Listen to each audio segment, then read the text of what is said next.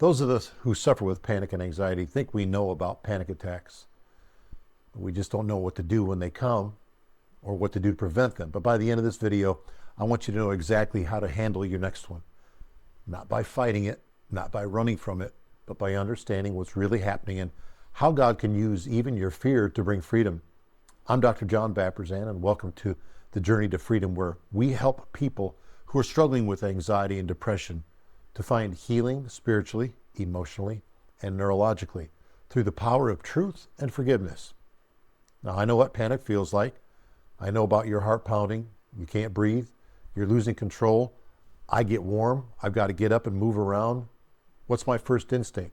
Well, it's to fight it or run from it. But here's the kicker that I found out. That's the very thing that keeps it going. What if I told you that there's another way, one that feels scary at first? I mean really scary, but can and will completely change your life. So let's break down what's really happening during a panic attack. When your heart races, your palms sweat, you feel dizzy, you're trapped, you feel like you got to run. Your body's not broken, it's just overreacting, like having a security system that's too sensitive. Because a light breeze sets off the alarm when there's no real danger. Your brain is trying to protect you because that's what it's supposed to do, but when its wires are crossed, it causes panic and anxiety. When we see panic as the enemy, we feed the fear. But if we see it as a false alarm, we can finally retrain our brain. Philippians chapter 4 says, "Be careful for nothing, but in everything, by prayer and supplication, with thanksgiving, let your requests be made known unto God. And the peace of God, which passes all understanding, shall keep your hearts and minds through Christ Jesus." That peace doesn't come from escaping panic. It comes from surrendering in the middle of it. I'm going to call this the go with it method. Go with it. Next time your heart starts pounding, don't fight it. Go with it. Say, bring it on.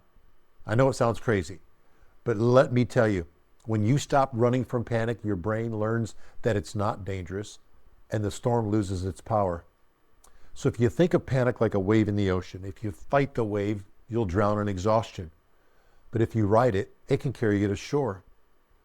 This is what happened to me.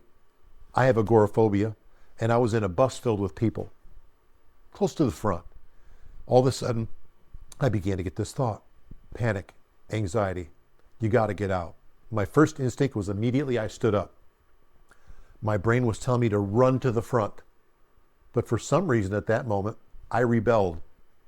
I turned around, walked straight to the back, and sat down in the very back row in the middle of my panic. And let me tell you something. Immediately it subsided. I had never experienced anything like it. Why? Because I didn't feed it. I shut it down by going with it. God designed my mind to be renewed. In Romans 12, he said, "Don't be conformed to this world, but be transformed when my mind is renewed." That means changing my relationship with fear. So when panic hits, observe it instead of judging it. If my heart is beating fast, my hands are shaky, I'm observing this moment. Instead of saying it's good or it's bad, you just acknowledge that it's there. And each time that you respond differently than the way your subconscious brain is telling you to respond with the fight or flight, your brain is rewiring and it starts to realize, I don't need to sound the alarm anymore. So here's some practical things that you can do.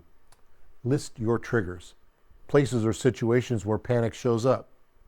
Face them, not to make panic go away, but to retrain your response. Then it will remove compulsions, the little things you do to make it stop, like texting or running or checking your pulse, because we're teaching our body that I'm safe even if I feel fear. You don't have to fear the next panic attack. God is already in it with you. Isaiah 41:10, "Fear thou not, for I am with thee. Be not dismayed, for I am thy God. I will strengthen thee, yea, I will help thee." And every time you say, yes, it's terrible, but I'm okay with this, I'm safe, you're actually declaring, God, I trust you even here. Living in fear or anxiety, go with it. This mental action will teach your mind that you don't react in pain, you respond by taking control. You're actually safe. It rewires the running loop that has brought you so much suffering. If this video is encouraging to you, if you're ready to stop running from anxiety and finally find peace, Join our free Journey to Freedom Masterclass. In it, we go deeper into how forgiveness, faith, and neuroscience work together to heal anxiety and depression from the inside out. You can find the link below in our comments. And I'd love it if you'd subscribe to our channel. There are a large number of channels similar to this that deal with topics of anxiety and depression, but the uniqueness of Journey to Freedom is that we address the spiritual aspects of anxiety, panic, and depression.